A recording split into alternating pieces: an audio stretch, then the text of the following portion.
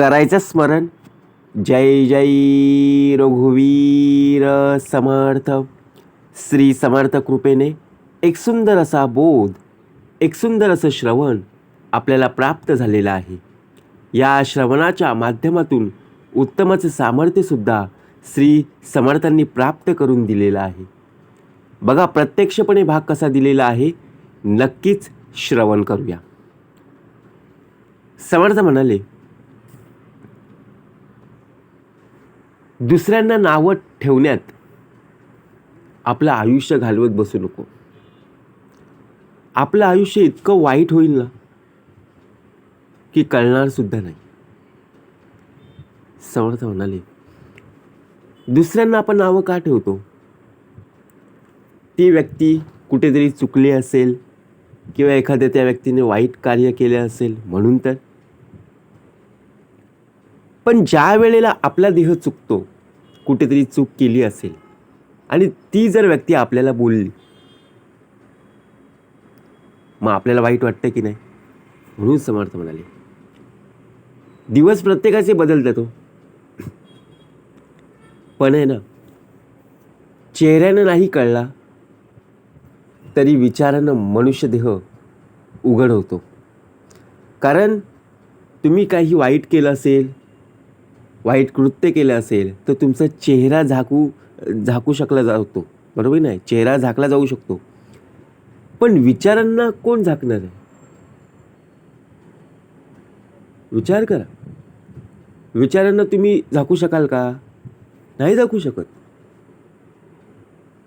म्हणून समर्थ म्हणाले, असं कुठलंही कृत्य करू नका जेणेकरून आपला चेहरा झाकला जाईल. ही खरी आपली ओळख आहे. म्हणून समर्थ म्हणाले, चांगलं वागणं, प्रामाणिक राहणं, सत्याच्या मार्गाने चालणं, खरं पाहायला गेलं तर जीवनाचा आरसा आहे. आता चांगलं वागणं म्हणजेच काय? आपण चांगलं वागण्याचा प्रयत्न करतो, बरोबर आहे. प्रामाणिक राहण्याचा प्रयत्न करतो, सत्याच्या मार्गाने कुठेतरी आपण चालण्याचा प्रयत्न करतो. पण असं कुठलं तरी एखादं आपण कार्य करून बसतो ना, जेणेकरून बघा, जेवढं आपण नाव कमावलेलं आहे तेवढं एका क्षणामध्ये घालवतो. जितका आपण त्याचा वापर करतो तितकी आपली चमक वाढत जाते. म्हणजेच काय? प्रत्यक्षात जर पाहायला गेलो ना,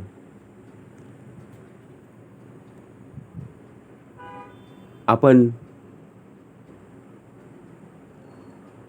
एखादी वस्तू जर आपण घ्यायची ठरवली तर काय विचार करून आपण घेत असतो? त्या वस्तूचा कुठेतरी उपयोग होईल, वापर होईल. जर ती वस्तू नवीन आणलीस आणि वापरलीसच नाही, तशीच कपाटामध्ये ठेवलीस, तिचा वापर केला नाही, तर शेवटी काय होईल? गंजेल की नाही? मग शेवटी उपयोग काय? एवढे तुम्ही कष्टाची, मेहनतीची बघा ती वस्तू खरेदी केलीस, परंतु तुला ती आता तिचा उपयोग करता आला नाही, मग शेवटी आनंद निघून गेला ना. घेताना बरोबर घेतलीस. म्हणून समर्थ म्हणाले, मनाला मान्य नसणाऱ्या गोष्टींना स्वीकारायला धाडस लागतं. त्याने एखादी गोष्ट खरेदी केली, बघा आपलं मन कसं असतं की आपल्या शेजाऱ्यांनी जर एखादी टीव्ही आणली असेल किंवा एखादा फ्रीज आणला असेल, एखादी नवीन गोष्ट आणली असेल, तर आपल्याला सुद्धा असं वाटतं, अरे नाही, माझ्या घरामध्ये सुद्धा टीव्ही, फ्रीज असणं आवश्यक आहे. परंतु आपल्याला असं वाटतं की नको, ती गोष्ट मनाला मान्य नाहीये, परंतु आपली काय असते, हाव असते, त्याने आणले ना, मला पण पाहिजे. पण मनाला मान्य करायला पाहिजे की नको, ती गोष्ट त्यांनी आणली म्हणून आपण आणू नाही. असं जेव्हा तू धाडस करशील तेव्हा खरा आनंद तुझ्यामध्ये पाहायला मिळेल. लक्षात ठेवा, प्रत्येक वेळेला काही लोकांना वाईट सवय असते. स्वतःच्या घरात आपण एखाद्या कोपऱ्यामध्ये बघा कचरा करून ठेवत असतो. आपलं घर आपण कधीही स्वच्छ करत नाही.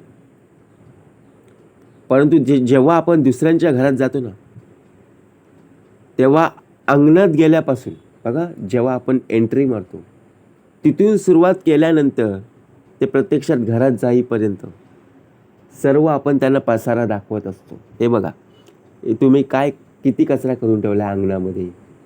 स्वच्छता ठेवणं फार आवश्यक आहे. नको ते उद्योग आपण करत असतो. मग शेवटी काय होतं, आपलं ठेवावं झाकून आणि दुसऱ्यांचं पाहावं वाकून, असंच होतं. म्हणून समर्थ म्हणाले, आवडीच्या नादात निवड चुकली ना की आयुष्यभर फक्त आणि फक्त घाव सोसत बसावं लागतं.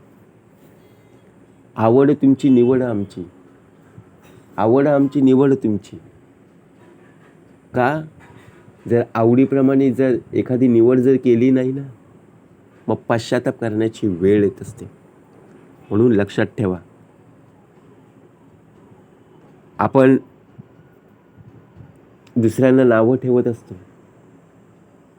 का नावं ठेवत असतो याचं कारण आपण कधी शोधत नाही. कशामुळे नावं ठेवलेली आहेत हे पण आपल्याला माहीत नसतं. पण जेव्हा आपण बोलून निघून जातो ना, नंतर मग आपण आपल्या आयुष्यात जर वाकून पाहिलं तर आपल्याच आयुष्यात सर्व वाईट होऊन जातं. म्हणून नुसता प्रपंच चांगला करणं म्हणजे मानव जन्माचं ध्येय साध्य झालं असं नाही. प्रपंचाबरोबरच संसाराबरोबर परमार्थ सुद्धा असणं आवश्यक आहे. प्रपंच तर करणं फार अवघड झाले आता. संसार करणं, त्याला जर परमार्थाची जोड असेल, परमार्थाची जर साथ असेल तर खरंच जीवनाला एक प्रकारे अर्थ निर्माण होईल. कारण इतरांच्या सुखदुःखात सामील होऊन समाधानाचे वाटेकरी होता आलं पाहिजे. आपण एखाद्याच्या सुखामध्ये आपण जातो, परंतु दुःखामध्ये आपण कधीही जात नाही. त्याला अनेक प्रकारची कारणं देत बसतो. अनेक चुकींच्या व्यक्तींचा स्वीकार केल्यानं आपल्या जीवनावर हे परिणाम होत नाही. पण योग्य व्यक्तीकडे दुर्लक्ष केल्याने आपण आयुष्यभर तुटून जातो. असं का? आपल्या आयुष्यात अनेक व्यक्ती येत असतात. जेव्हा जेव्हा येतात ना, तेव्हा आपल्या जीवनावर कधीच परिणाम होत नाही. कारण का? येत आहेत, जात आहेत. परंतु योग्य व्यक्ती, जी महत्त्वाची व्यक्ती आहे, तिच्याकडे जर आपण दुर्लक्ष केलं, जी सुखदुःखामध्ये हजर राहायची, किंवा बघा एखादं काम जेव्हा आपल्याला अडत होतं, एखादी अडचण उभी होती, तेव्हा ती प्रत्यक्षात बघा आपल्या कार्याला उभी राहायची, आणि त्याच व्यक्तीला आपण जर बघा नाकारलं, मग शेवटी उपयोग काय? मग शेवटी आयुष्यभर आपण तुटून गेलो ना. म्हणून लक्षात ठेवा, समर्थ म्हणाले, दुसऱ्यांना नावं ठेवण्यात आपलं आयुष्य बर्बाद करू नका. त्यांनी मदत केली म्हणून आपण जर मदत केली नाही, त्यांनी मदत केली आहे ना, मग आपल्याला सुद्धा मदत करणं तितकंच महत्त्वाचं आहे. कोण काय विचारत असेल तो खोटं बोलू नका. कारण लोक तेव्हाच विचारतात जेव्हा खरं काय आहे ते माहीत नसतं. बरोबर ना? जे माहीत असताना लोक कशाला विचारतील, परंतु माहीत नसताना ते आपल्याला विचारतात, बाबा काय झालं, कसं झालं, तेव्हा सांगणं फार गरजेचं आहे. काही वाद आहेत ना, टाळायचे असतात. संवादाचं जर वादामध्ये रूपांतर केलं मग उपयोग काय? तर काही संवाद हे कायमचं टाळावे लागतातच ना. वाद टाळायचं असतील तर त्यांच्याशी बोलणं सुद्धा बंद करावं लागेल. कारण प्रत्येकाचा स्वभाव हा वेगवेगळा आहे. ज्यांचे शब्द त्यांच्या कृतीशी जुळत नाही ना, अशा लोकांपासून आपण सावध राहणं आवश्यक. कारण बघा, आपण काय विचार करतो, अरे याच्याशी माझं जुळत नाही, मग नको बोलू ना. तुला कोणी सांगितलंय बोल म्हणून? नको बोलूस. बोलण्यामध्ये वेळ वाया घालू नकोस. परंतु एक लक्षात ठेव, तुला ज्या व्यक्तीशी बोलायचं ना, त्या व्यक्तीचे शब्द तू समजून घेत जा. कृतीतून कार्य कर. परंतु जर ती व्यक्ती तुझ्याशी बोलायला आली तर नक्कीच तिच्याशी बोलण्याचा प्रयत्न कर. स्वतःहून जाण्याचा प्रयत्न करू नकोस. जर तू स्वतःहून जाण्याचा प्रयत्न करशील तर नक्कीच तुलासुद्धा पश्चाताप करावा लागेल. म्हणून समर्थ म्हणाले, आयुष्यात कुणाला जर आपण नावं ठेवत असतो ना, तर लोकंसुद्धा आपली कमी नाही आहेत आपली नावं ठेवायला.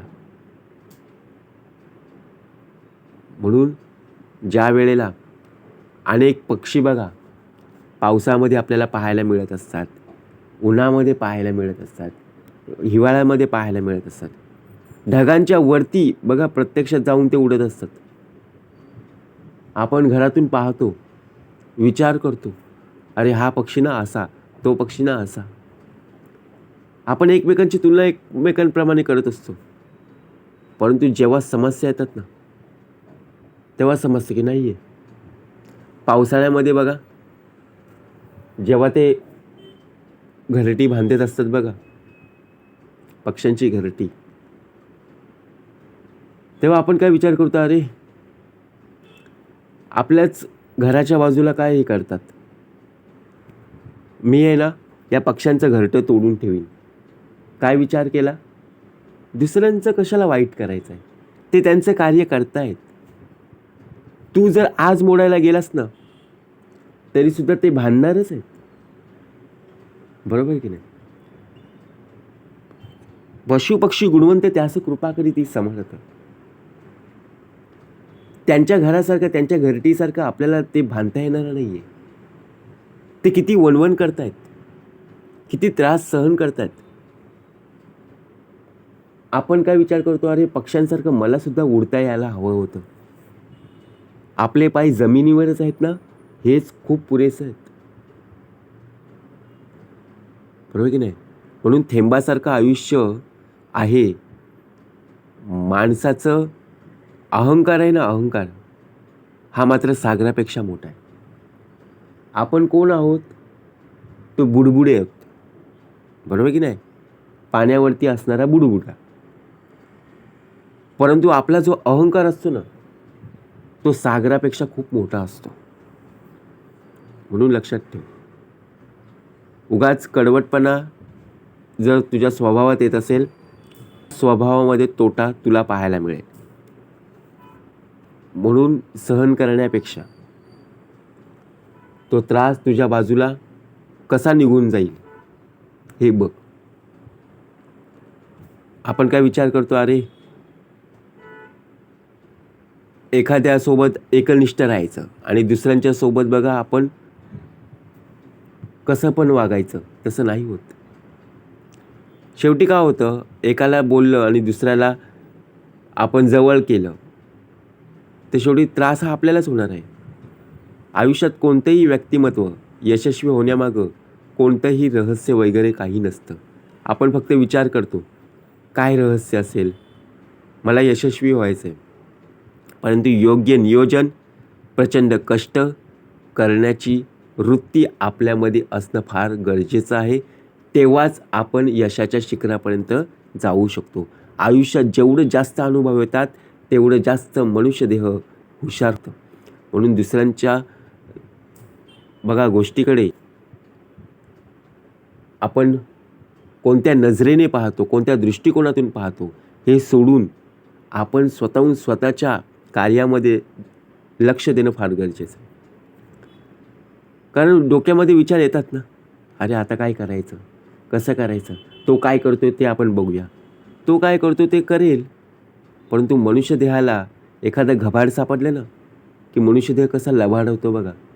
कोणाला सांगत नाही, परंतु जेव्हा त्याला जेव्हा मिळतं ना तेव्हा संपूर्णपणे बघा प्रत्यक्षात इकडे तिकडे